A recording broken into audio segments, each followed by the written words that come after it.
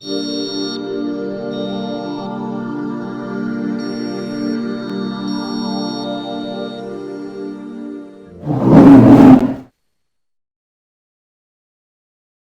everybody, welcome to Beer Reviews with me, your host Jack, and we are in the presence of a king. A beer that really impressed me last time we had it, which was the version 1 double IPA, and now we have the version 2. This is double IPA V2 by Cloudwater Brewing Company out of Manchester.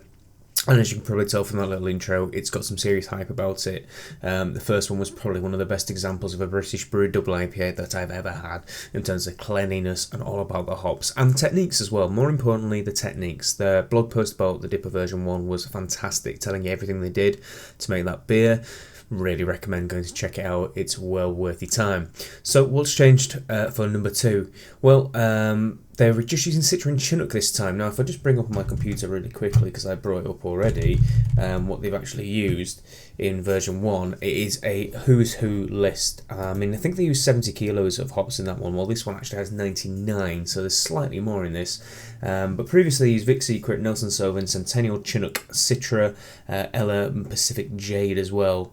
And some Simcoe too, but it looks a bit a heck of a lot of hops of different kinds of varieties. This one, on the other hand, it's just got some Pilgrim CO2 alpha extract for bitterness and some Citra and some Chinook, but it's fresh Citra and Chinook, literally straight. A couple of days after they got it, they've used it up. As before, it's just extra pale Maris Otter and some sugar, dextrose monohydrate.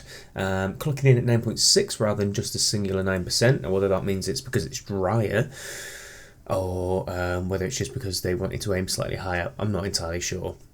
But 1,800 kilos of malt, and if I scroll up a little bit here, slightly more malt, yeah, than they used last time. They used 1480 with some 50 kilos of sugar as well, so there's more malt being used in this, so they've probably deliberately gone for a higher ABV. So, without further ado, let's crack this open. Last time it was just spectacular, but it's going to have a different aroma, it's going to have a different flavour this time, being just Citra and Chinook. And whether that's for good or bad, we shall find out, I suppose. They did do a little rundown, I think, a little review blog post of their first double IPA, and they said one of the things that they'd like to do is simplify the hop bill, because yes, it was interesting to do with this mixture of hops, but it came through as a more generic hop sort of flavour. Yes, big, pungent and punchy, but less distinct because you couldn't get the kind of specific hops in it, and that is a who's who of hops, and any one of them in an IPA on its own would probably be pretty good on its own. So just keep it down to Citra and Chinook Chinook a very classic grapefruit forward American hop, and Citra being that big mango juicy beauty that everyone loves. Can't complain. So poured out into a glass, which is Cloudwater's own, I might add. Nice craft master glass, big fluffy head on the top of it, crystal clear, slight little bit of haze to it, but a very nice light pale colour. I would hazard to say a little bit darker than previously. No, I don't entirely know why, because it's the same malt bill, pretty much, but there you go, that's just an opinion.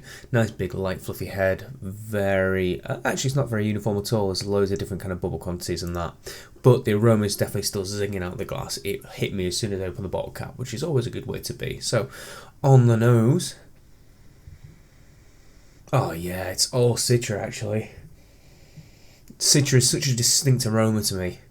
There's just this like big, juicy mango kind of aroma with a slight bit of dankness underneath it. I'd definitely say that the citrus kind of definitely taken the prominent end of this. It's all mango and tropical fruit. Yeah, just a little bit of a deeper sniff, and you can just start to get through some more of the kind of piney notes from the Chinook. But it smells just as intense as kind of like the Citra double IPA we had out in the US by Pipeworks, or something akin to the fresh zombie dust. A big pungent Citra nose leaping out the glass. It's a little bit more, from what I can remember of the double IPA, it was definitely more resinous and piney, and I think was probably a little bit more aromatic in a more complex sense, but then again, for the variety of hops, this is a different take, and I kind of respect it. It's definitely Citra forward. So, enough waffle. Cheers, let's give it a try.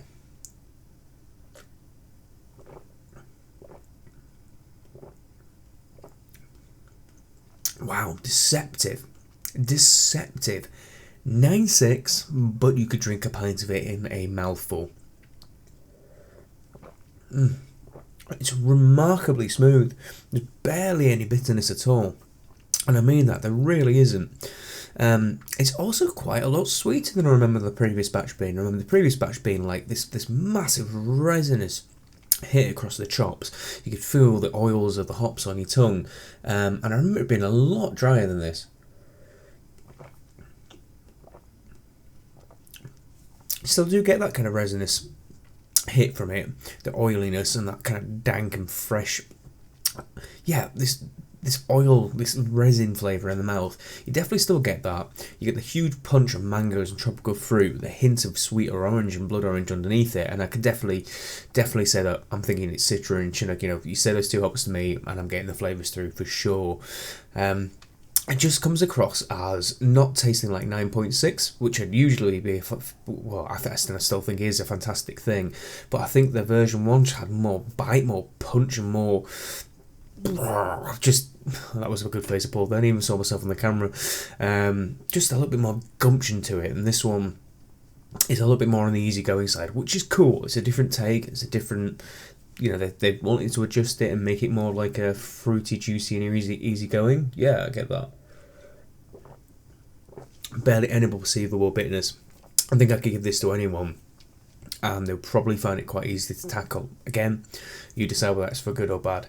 Definitely different from the first batch, that's for sure. Simplified hop bill allows those hops to actually get some more character through, I suppose. Does it make that? Citra, I think, always gives a little bit, it tends to give a little bit of a sweeter finish to a beer anyway. That's just anecdotally from usage. In my own beers, I just think it gives a bit more of a sweeter profile overall, even if the beer isn't necessarily sweeter. I just want to check. Yeah, it's still American Pale Ale yeast. I know they've started using some Conan Vermont Ale yeast strain in some of the beers, which can sometimes be not as attenuative as an American Ale yeast. It leaves more sugar in the beer and also gives some peachy esters, which might be perceived as sweetness. But it's still American Ale, so I'm assuming it's still drying up to, you know, a reasonable dryness that wouldn't give a perceptible sweetness. So yeah, I guess that's my impressions of it. Compared to the DIPA version 1, I think the version 1 was much more about pure power of hops, much more bitter, but I don't think that's for a negative way, and more just walloping around the palate in terms of hop resinous and freshness and just vitality of an ode to hop, shall we say, to quote Stone Brewing Company. Well, this is much more juicy and subtle and kind of rounded and much more easy to drink in some regard. Take for it what you will, it's still an absolutely spectacular beer and still probably one of the best double IPAs in the UK. Out and about that you want to try, and I think loads of guys are now cottoning onto it and are taking their techniques and pushing them forward. Brewed by Numbers are just doing a double IPA, which we're looking forward to. Beavertown with their double chin, the double neck oil. All worth popping out and seeing, because it seems like the double IPA's finally hit England and we're hitting it in a big style. I cannot wait to give a shot to one myself as well. So please like, favourite, comment and subscribe.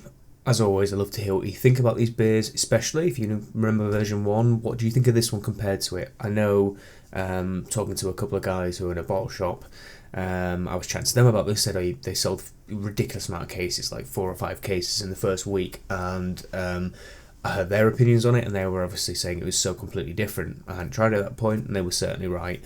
It'll be interesting to see what people think. So, as always, please like, favourite, comment and subscribe. Until the next beer review, cheers.